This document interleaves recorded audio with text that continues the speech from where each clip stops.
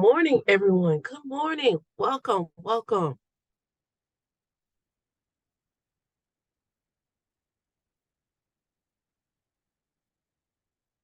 People, a couple of minutes.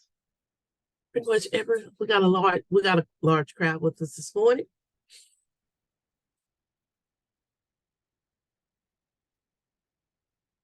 Hope everyone is doing well.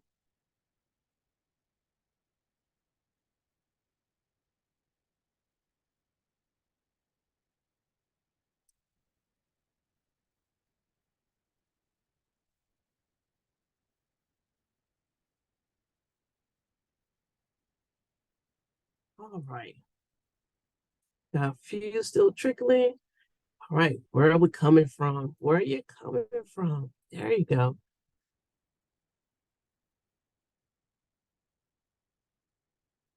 Right. Well, good morning, everyone. We're going to go ahead and get started. And I did hit record, so it is recording. Um, And so hopefully it's all going well with everyone.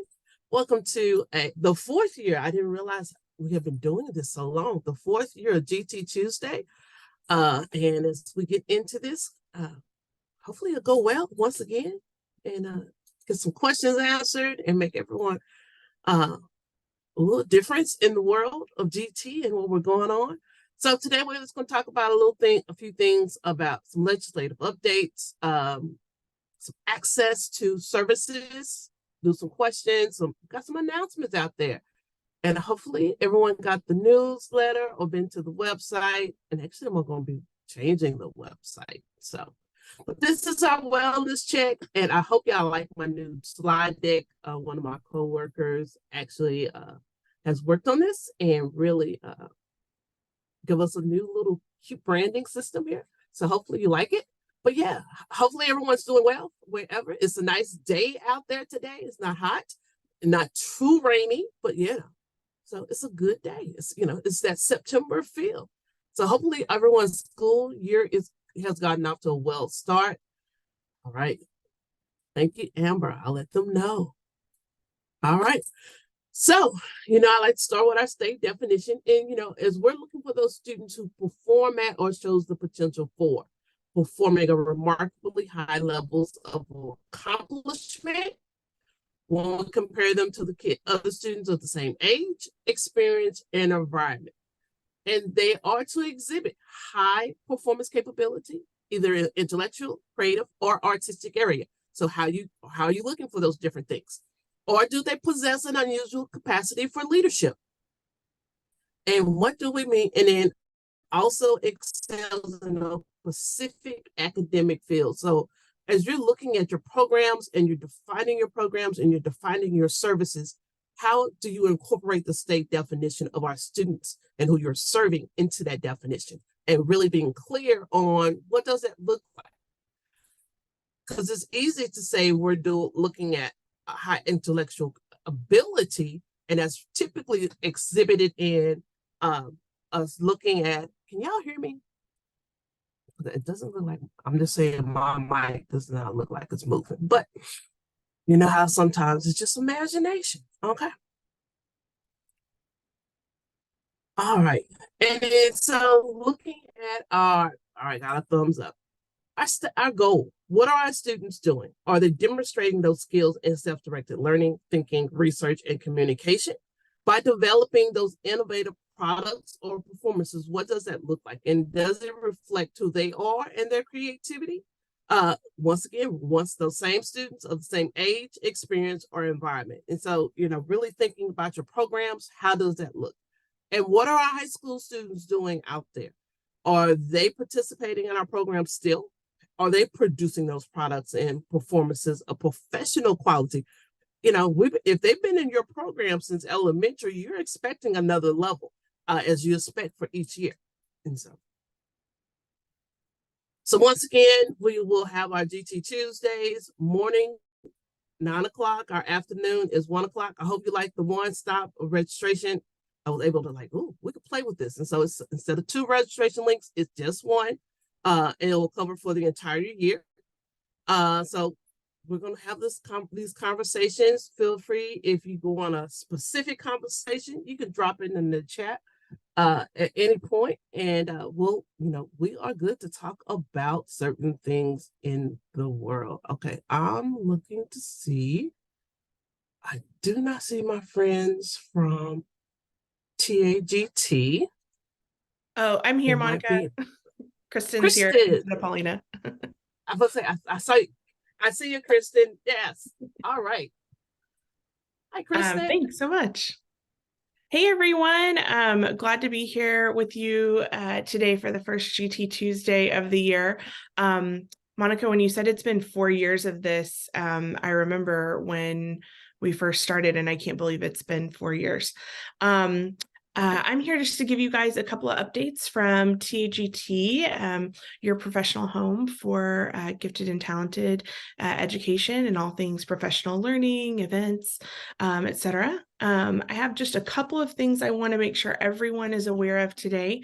The first is a couple of weeks ago, or I guess it's been about 3 weeks now, we launched registration for our annual conference Gift Ed. This year we're going to be in Dallas, November 29th through December 1st at the Sheraton Dallas, and we are so excited to be there and to be back in the Dallas area where so many of you are. If you haven't gotten a chance to check out our conference website, I'm going to put it here in the chat. Just about all of our programming is up. You can browse all the sessions, you can browse all the speakers, you can get excited, you can kind of start planning your schedule. If you saw, we sent an email last week specifically highlighting secondary sessions that are available targeted for our middle school and high school folks. So you can always filter to look at different sessions that are available depending on what your role is and what you might be interested in. But whether you're a new coordinator or you have teachers you'd like to bring, there is truly something for everyone in this program. So please take a minute, check that out. Our early bird deadline is September 30th, which is coming up around the corner. I can't believe we're already almost halfway through September. So early bird deadline, September 30th. You can go ahead and book your hotel, get everything squared away so you're ready to join us in Dallas. One other program that I want to make you guys aware of in case you haven't gotten to hear myself or Paulina talk about it recently or seen an email. For those of you on the call, which might be a lot of you who are in a leadership position in your district, we have a new program that we're launching this fall called the Forum on Advanced Leadership. And this program was born out of feedback we were hearing from GT coordinators, directors who were saying, hey, I'm not new anymore. I feel like I kind of have a handle on my GT knowledge and, what I need to do to get in compliance and abide by the state plan. And, I've got my action plans and I kind of have a handle on that stuff.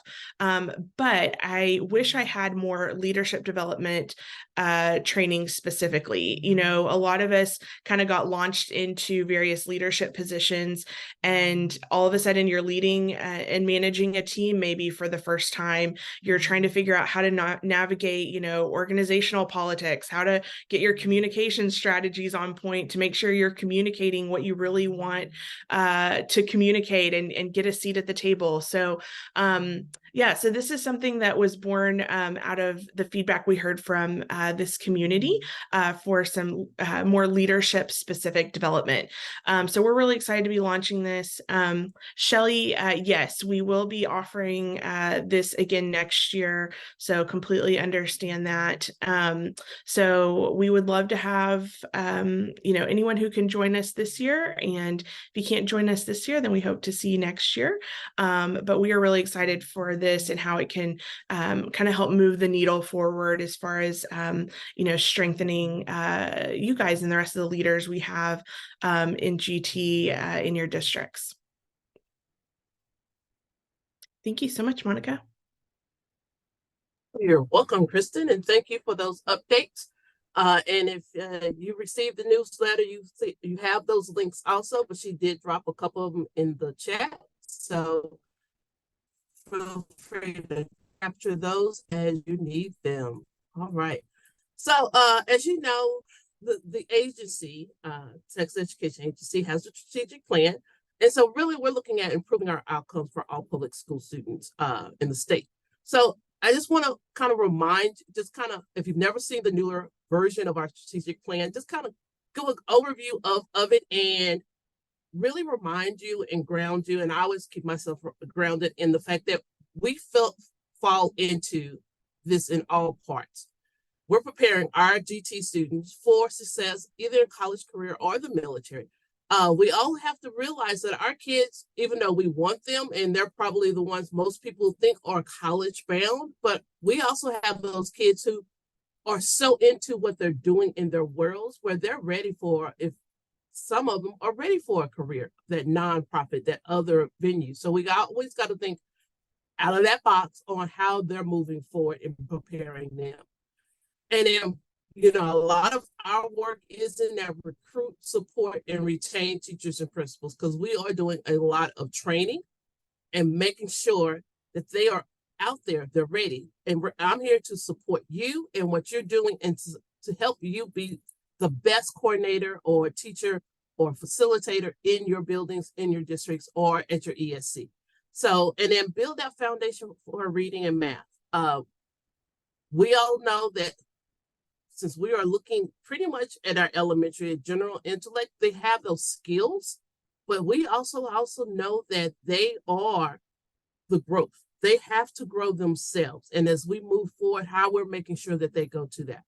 And then really thinking, going back to that connect high school to college career, because, I keep throwing it out to a few of my compadres out there thinking, we need to look at how many of our GT students are actually going, when those are going to college, or going to either those honors colleges or those GT programs at the college level for those supports, for those wraparound services that are provided to our GT students. So really looking at how are we doing that, and improve low performing schools. We know our GT students are there, and while they're there on those campuses, are they still receiving the academic challenge that they deserve? While everyone is really trying to move the needle for those campuses. So really thinking about how we're providing services, who are we providing services, and really thinking about that as we go forward. So those are some, the high level, and part of that is we're going to make sure that you are supported, that we are preparing for our students, and always looking at that rigorous engagement. What does that mean? What does that look like in our GT programs? What does that line and talk about? And then align systems, because, we've been talking about that, really looking at our scope and sequence, K-12. What does that look like in your district? What does all these processes go? And then always evaluating, but when you're evaluating, what are the goals that you're setting for your program? What are you trying to improve on? Or what are you trying to get in compliance with to go to the next level? So just a quick overview, and thinking about how does GT fit into this. And so really just want to put that out there. All right. So, we had, it was a pretty good year for legislators this year. Because there was some bills out there that talked about gifted and talented education. None of them passed. So there is no actions on this side of the world. Okay. None of them passed. But we got close on a couple. We got close, but I just wanted to make sure everyone, because I've seen the questions, I've had the questions, that none of the bills passed. So one was SB 2403, and I just want you to also realize that these will come back around. I just know they will. So SB 2403 was looking at reporting on school district programs. And so when you think about this and how this works out, those are some things where we'll think about how do we want our reporting to look like as a school, as a state. What are we reporting on our programs, on our districts? What is feasible? Because I just know it will come back around. This was one of those that did move further up. It just ran out of time. HB 3759 on the universal screening process. That one actually did not make it out of committee. And so that one just kind of lagged there. And then House Committee Resolution 8 and the Senate Committee Resolution 9, designating the full week of gifted and talented for first week of April. That one actually moved forward also, but it just also ran out of time. And so reporting and then that GT Student Week, I know that they will come back up next year. So next, yeah, 2025 will be our next 20, yeah. Think about it. 25 will probably be our next legislative update. And so it will come back up.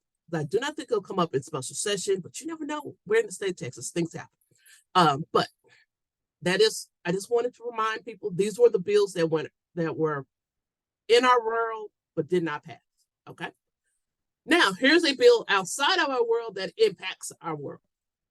Senate Bill 2124, where we're talking about that middle school advanced mathematics program. So with rulemaking, it does give you a year to implement this law, but the law actually went into effect last May. So you are, as a school district, increase the numbers of students completing advanced mathematics courses in high school. And you are to develop an advanced mathematics program. A lot of you already had those programs designed and in place for your 8th graders to enroll in Algebra 1. So a lot of you already had that in place, and the others were getting it up and running. And so, but the key pieces to this also is there's an automatic enrollment for that course for the top 40%. 5th grade STAR Math going into the advanced mathematics sequence. I'm gonna put it that way. So they're working on rule text at this time. So I will try to watch and we'll make sure that you're aware of the rule text so that you can weigh in and put your opinions or your edits or whatsoever to this, because this will be coming out of curriculum and not necessarily out of our GT world.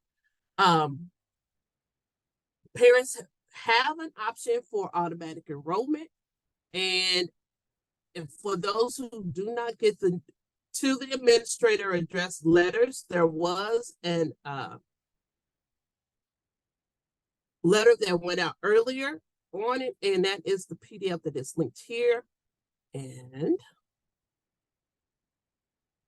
sure, I grab it for you. I got a link. So that you, if you have not read the letter, you can keep up to date. There we go. I have dropped it in the chat for you. And so just kind of want to highlight that for you. So it does affect all school districts or open enrollment charters. So you have to look at those students in that top 40%.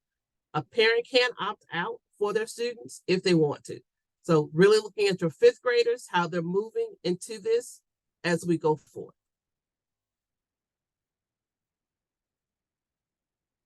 And I'm looking at the question, is there a letter that parents need to complete if they opt out? Well, well, I will say it varies in your district. Some of you have a very, because there are so many things a parent opts in or opts out for. These days, they have a straight system of how they do that.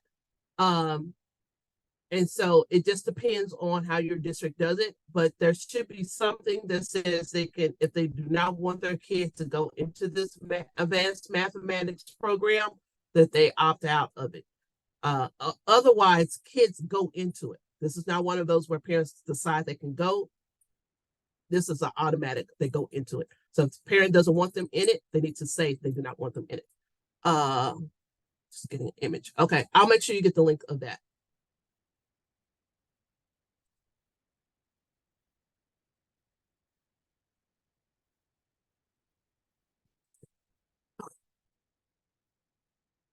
Thank you, Amber. Amber dropped it for us. All right. And I think I had another question on that. Is the top 40% of the state or the district? Actually, I want to say it's probably your school, your top 40% either probably of that campus or that school, 40%. Because it's fifth grade STAR math or a local measure, because you can choose your measures on also for student ranking and a demonstrated. So that's part of that conversation you need to have at your campus or probably at your district level. That you need to decide on at the district level for that, to get into that course. And so I know a little bit is going to be, I know when I was at public school, we had an advanced mathematics program, where actually our students were able to take Algebra 1 at 7th grade, or 8th grade. 8th grade, we had geometry. So I think it just really depends on your math department. Is probably have set up some parameters already with you on those students who are getting into these advanced math programs.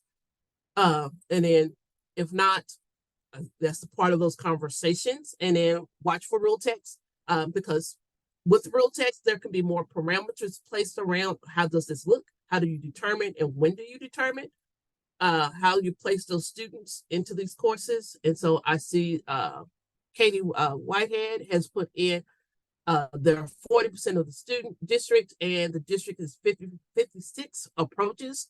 Then 4% of the population will be in remediation. Okay.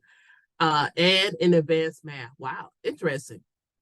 And so that's why you really need to think, what are those measures? How do we look at these students? How do we put them into the program and into the services? And so it is a good conversation piece. You do have this year to work it out.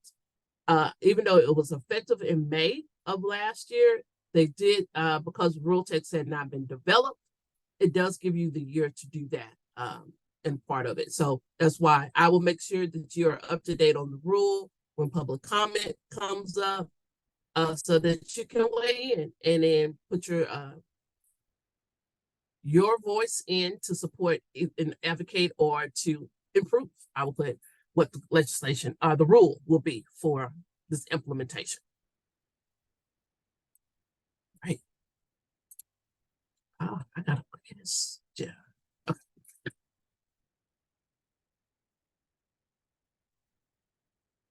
All right. And so I just wanted to also update on the Texas Performance Standards. These are the tasks that we have updated this year with the health and PE. TEKS have been updated for all of these out there, and any of the Pursuit of Passion have also been updated. So we took that time. Science will be updated next year when it goes into implementation. So we work while the year of it's going through, while you're doing your textbook reviews and all like that, before the year goes into implementation. Then once it goes in, we make sure that the TEKS are updated before that year is in occurrence. All right. So hopefully you're enjoying TPSP. Part of our analytics is to see how many are using it, how's it going, and we know for most of us during the school year, it's y'all do a wealth of work with TPSP.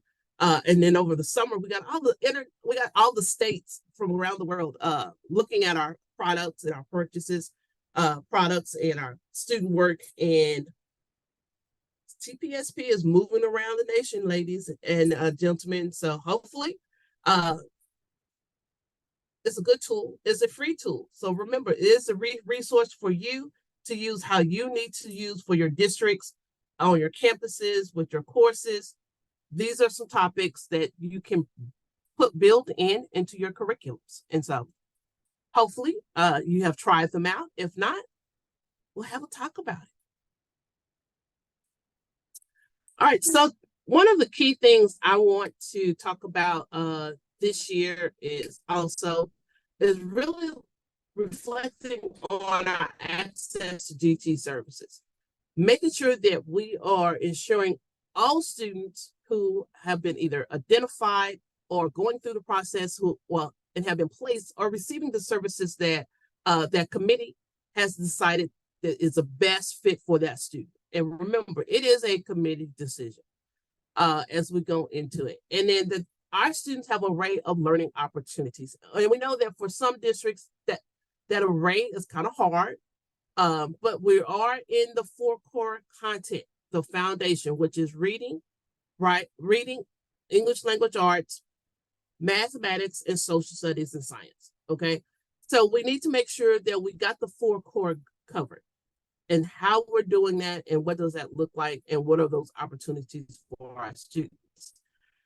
That they also get to work together as a group, work with other students, and work independently during the school day, as well as the entire school year.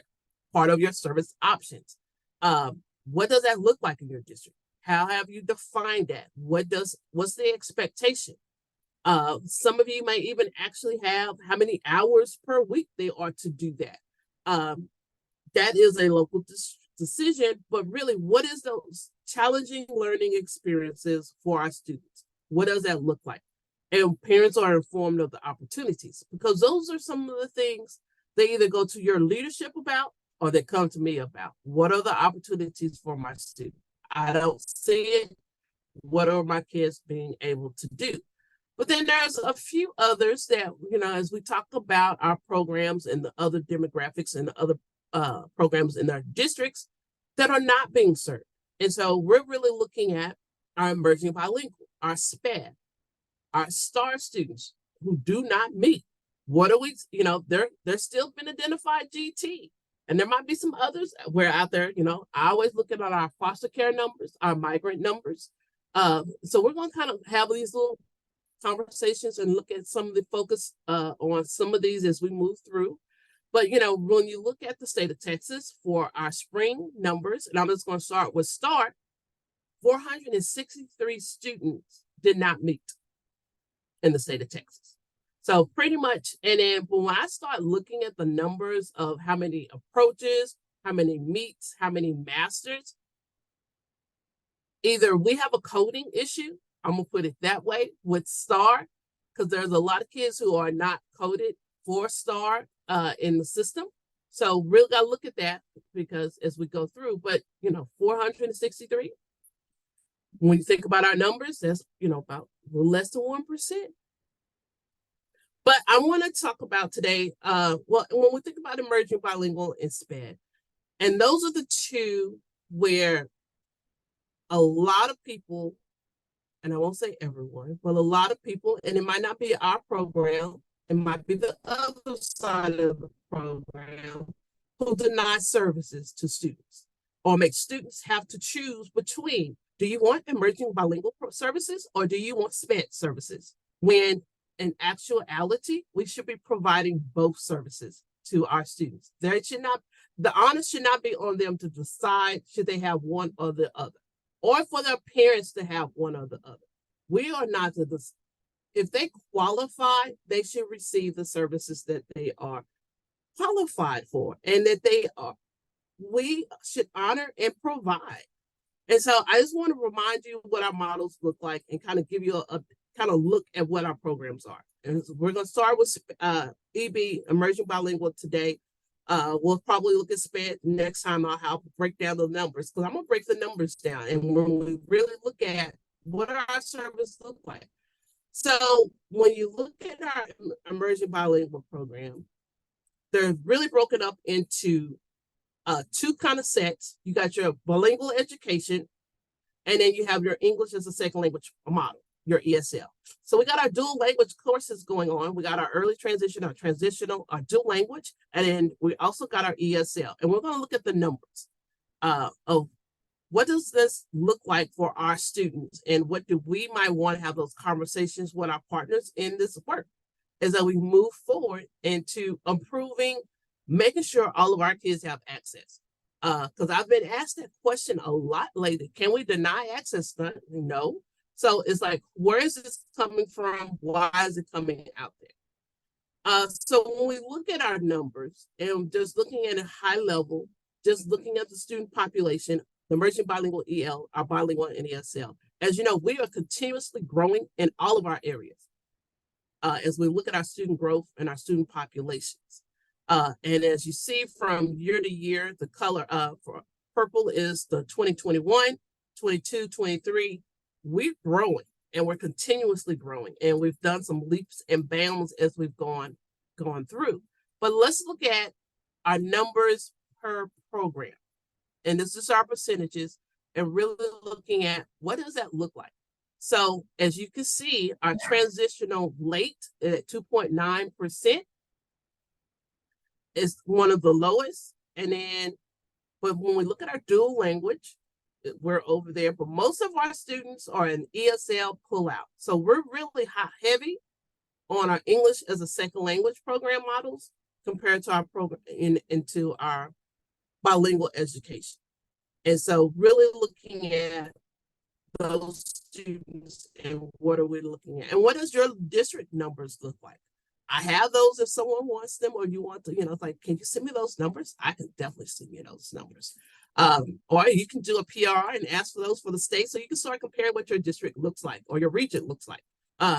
So really thinking about who are we serving? Are we turning any kids around? So you have heard me say it publicly. I'm going to say it again. Students deserve the programs of service that they qualify for. So if they are meeting the qualification to be a GT student and also in bilingual education, they should be in both. It's not like, it's like a doctor says, well, you can have the aspirin and the cream to cover the itch. What do you want one or the other? We don't choose one or the other. We're going I need this taken care of. Help me. So why are we denying the help that they need in the services? Because they can all improve and do better together. So that was just me. Any questions on that? Or how many of you how are you serving your English bilingual students? What is your programs looking like? Anyone want to talk about it? I always like a good conversation. Or anyone having challenges with your emerging bilingual programs that I need to help out?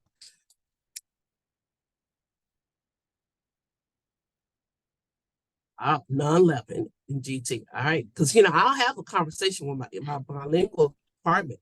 It's like, okay, this is what I'm hearing from my people. So what is going on with your people? All right. I got that, Roxanne. Monica. Thanks. Yes. This is Shirley Hi, Munoz Shirley. from Brownsville ISD. And I want to say that I started in this position maybe about 5 years ago, and then really started diving into equity about 3 years ago when I began to understand more about the program.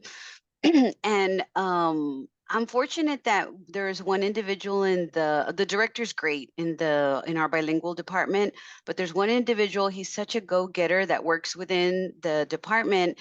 And we've had really good conversations with myself and with Ms. Hernandez, who does the middle school, because I work with the high school, and him. And what we've been doing is we've been going back and forth with the numbers, identifying our numbers, identifying our students by name, who they are, but also they have done a really good job of also purchasing the depth and complexity items, because we've been doing that. And so they purchase depth and complexity items for their teachers, for their bilingual teachers, so that the students that are in that class are already becoming aware of the prompts, of formulate using the graphic organizers, embedding it into the curriculum, so that once our goal is for them to exit out, right? We know they're bright students. We know they're capable. They have potential, right? So then we see them exiting out and then going into those classes where they're being serviced in the gifted part, and recognizing those were aligned. They're using those same icon cards. They're the same language. And so that's one of the things that we've been able to implement and do, and that I feel has worked and just makes us really happy. Right. Good. All right. Thanks. Anyone else? Hi, this is Stacy Carroll from Carrollton Farmers Branch up north. We have Stacey?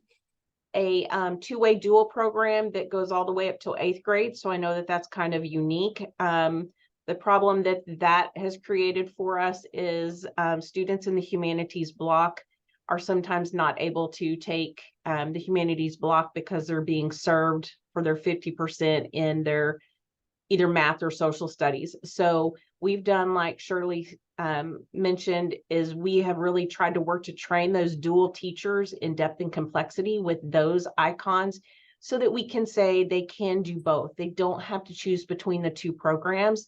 They're going to get something a little different.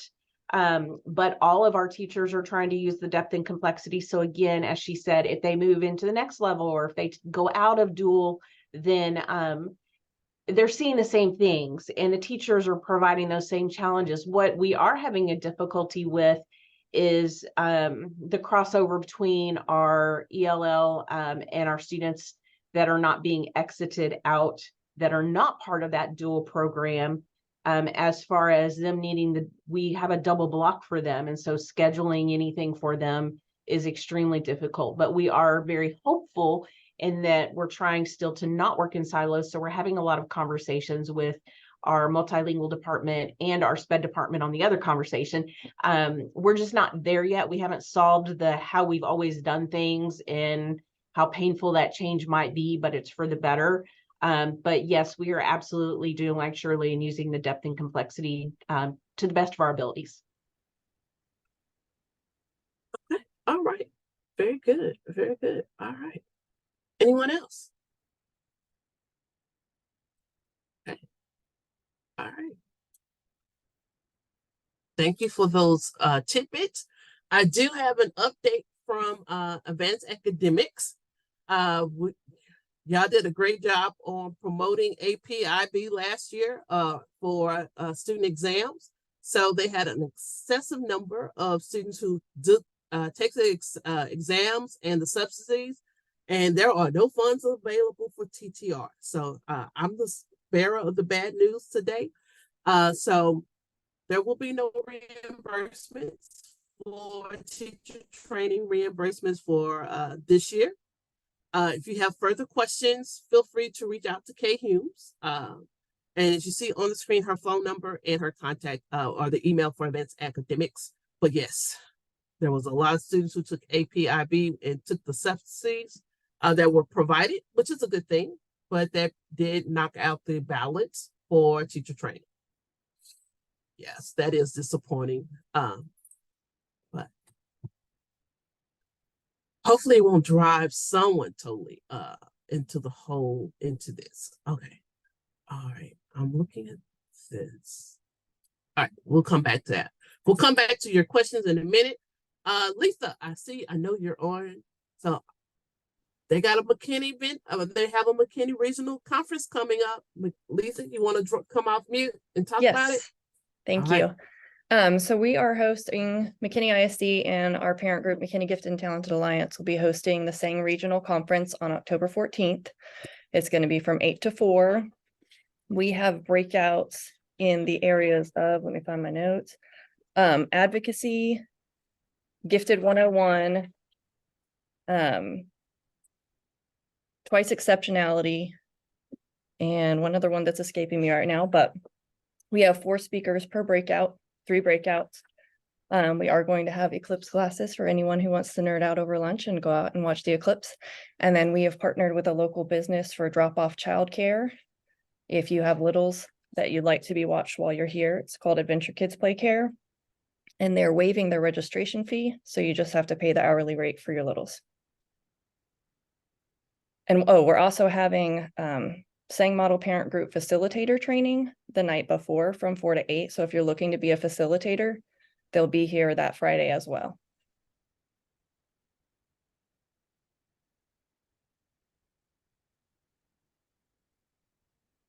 All right.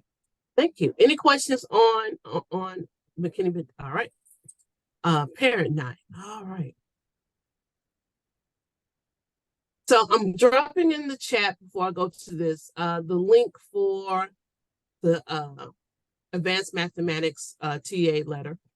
And for those of you also out there, the Fordham group has worked together with some state directors from other states on a document called Building Wider, More Diverse Pipeline of Advanced Learners. So it's really looking at how we can, they came up with, I think it's 33 recommendations on what a group, what district schools can do to help the continuum of advanced learning and really moving students to the next level.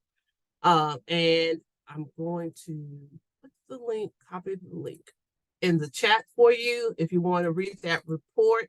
Some of you actually received a survey from the Fordham Institute to complete, to talk about advanced learning. Some of you have not filled it in. They're looking for State of Texas to provide their information. So really thinking about that, I will send out a nice little reminder. They asked me. So just think about taking that opportunity to talk about just advanced learning and what's going on in advanced education, and as they move to the next level, on really thinking about how we do that. And so really thinking of our students and then really kind of moving forward, moving that needle. So just another thought, an opportunity. All right. So I had some questions in the chat, and then I had a question I got yesterday. And so we'll start with the question I got yesterday, and then I'll hit to the chat. So it is a question for all GT coordinators or individuals in your district. So they're looking for recommendations for current GT observation practices. So how are you observing, or what do you do? So how do you provide feedback to the GT teachers you just observed? So how are you doing feedback? So that coaching, that informational piece. So how are you doing? How are you providing feedback? Anybody want to talk on that?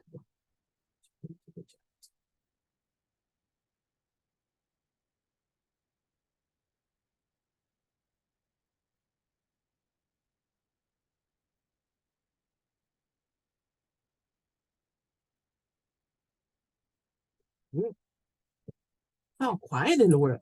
So is this something we need a little more research on and bring back to the group? Well, I can do that.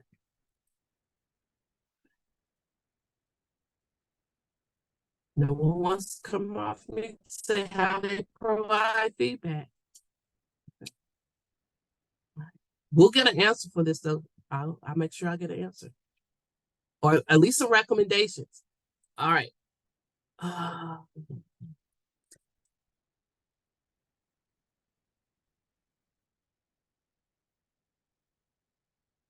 Okay. So I'm looking at the chat and I'm going back to, and it's probably going back to our advanced mathematics conversation. But how is speeding up a curriculum for a student who is obviously not on grade level appropriate? Double blocking the time is already on our plan for remediation, but how we have to plug holes from lower grade levels and build up to higher grade levels. Well, and I think also on that kind of conversation is, even though we say we're looking at 40% in students, I just know that the math department had other parameters prior to this from the law. But that is going into that conversation of what are we looking for? And then it might be because you still have that language or a district measure. So it might be that's the starting point where you're looking at that 40, but you got your district parameters on what are you using to get those students into that advanced course.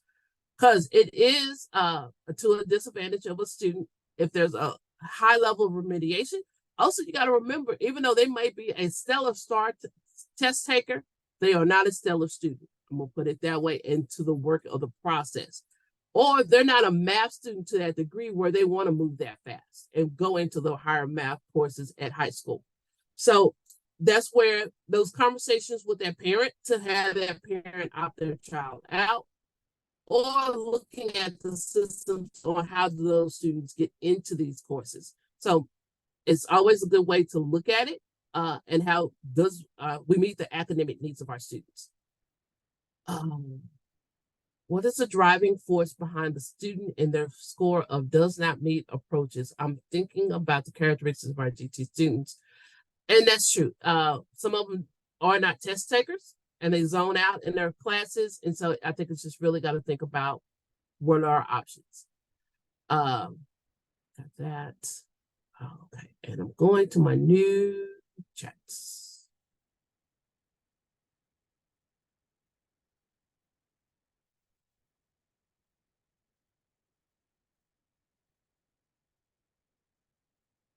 And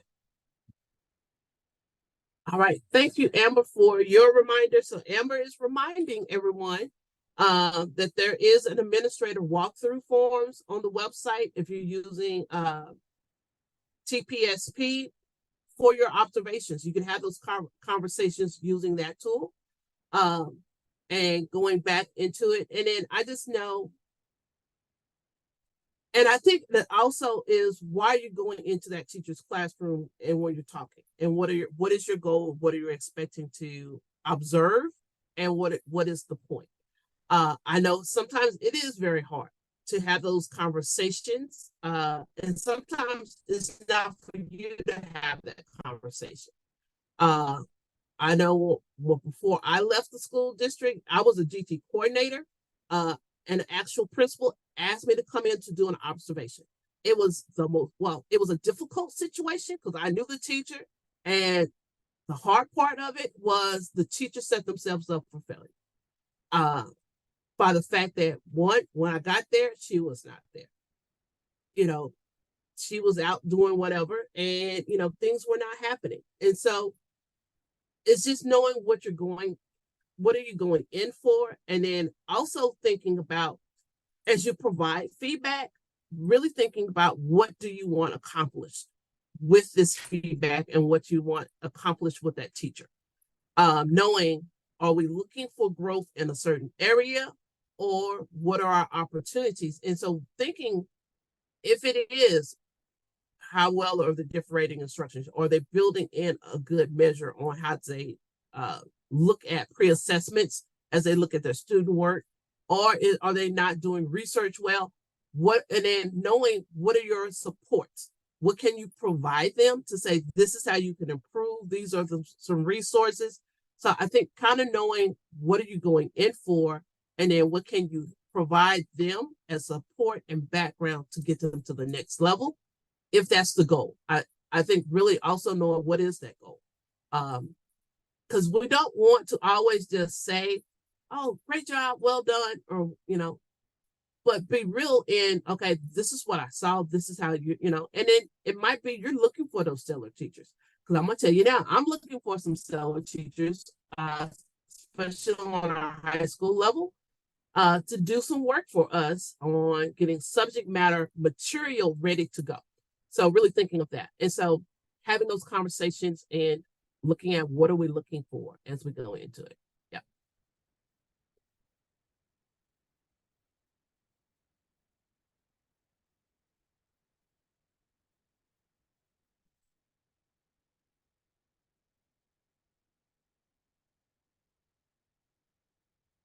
Okay. All right. Any other questions, feedback, wonderings?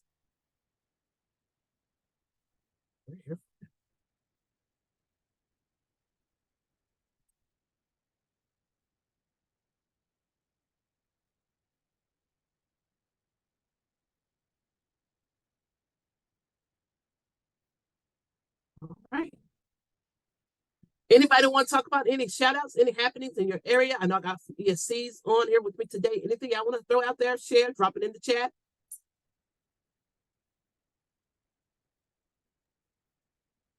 Monica, I did forget to say that the hours for the conference can count towards your continuing education unit, so you can get your 6 hours by coming.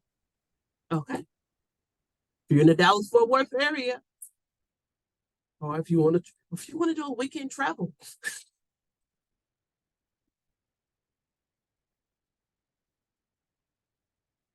Hey, okay.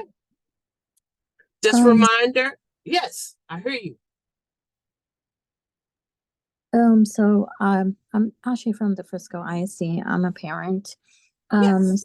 It looks like I usually have to look for the dates when the GT announcements are coming in. it's usually like, as a parent, it's not very convenient that we don't get materials sent in. So it has been like a few years I have missed, like I have 3 kids, so I have missed the deadlines because there's no reminders that has been sent through. Okay, so, and I'm not sure what school district you're with. So any reminders are coming from the district. I would say watch their website, and to see when they're putting that announcement out. Also, I will probably also kind of talk to your child's teacher and counselor to find out when those, if they're coming out through that way. But I heard with school district, I will reach out and see when it is. I'm not sure if they are on with us today or not, but I will find out.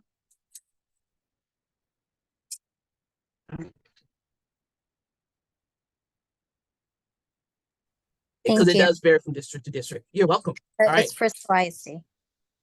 I got it. All right. So I just wanted everyone to know, and actually I'm going to be updating the GT Educational Resources page, put it more kind of topic based, since it is 4 years now. And I did, at one point I did very good with putting topics, and then one point I just put the date. So it's going to be all topic based. So you'll find it that way. State plan topic, kind of running that round as we go into it, as I redesign this page. And so that's my next step on that one. And if you're not getting the announcements, please let me know. Make sure that you are signed up with Gov Delivery.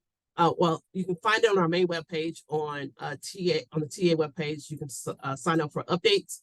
I always highly recommend, if you're a coordinator, also sign up for the To the Administrator update so that you can get those updates also. And then my newsletter, and we'll try to get those out. If there are any, if you need to reach me or have questions, I think most people know how to reach me by now, but you can reach me at either of these emails. That is my direct line. And I want to say thank you. Thank you. Yes. Oh, I got the African violet. Oh, I'm sorry, y'all. Thank you for the African violet. Yes. Thank you for the background. And then thank you for joining me today. It has been it's a great morning so far and a great conversation. Thank you for what you have dropped in the chat. And hopefully we'll have a great year this year. Any questions, wondering, feel free to drop them as we go into this, as we get into it. And have a great, we'll see you in what, 2 weeks? 2 weeks? Yep. The 19th, I think it's the next one, the 19th. Yeah, the 19th. Or it might be after the 19th. 19th next week. No, the week after. 26th. I think it's the 26th. 26th at 1 o'clock. There we go. 26th at 1 o'clock. So thank you, everyone. Have a great day.